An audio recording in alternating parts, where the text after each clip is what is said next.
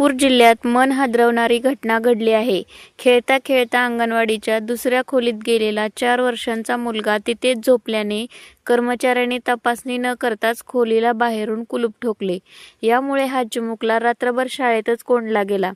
Khaparkheda police स्टेशनअंतर्गत येणाऱ्या Borkar layout परिसरातील ही अंगावर शहारे आणणारी घटना समोर आली आहे.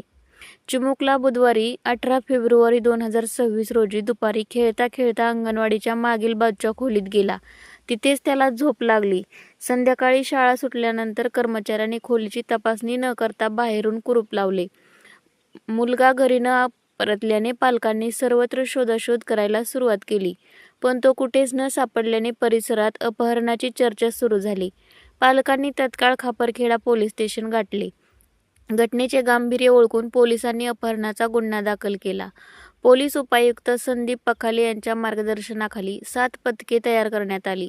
पोलिसांनी रात्रभर परिसरातील सीसीटीव्ही फुटेज तपासले, तसेच जळगावचे तलाव आणि नाले पिंजून काढले, पण मुलाचा काहीच पत्ता लागत नव्हता.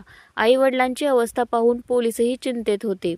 रात्रभर शोध घेऊनही काहीच पत्ता न लागल्याने दुसऱ्या दिवशी पोलीस उपायुक्त संदीप पखाले यांनी स्वतः जाऊन अंगणवाडीची पाहणी करण्याचा निर्णय घेतला.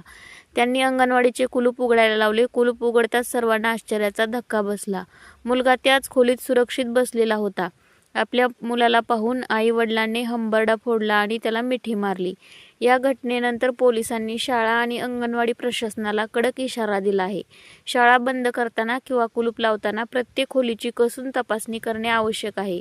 अशा प्रकारचा हलगर्जीपणा पुन्हा झाल्यास कडक कारवाई केली जाईल, असे पोलिसांनी स्पष्ट केले.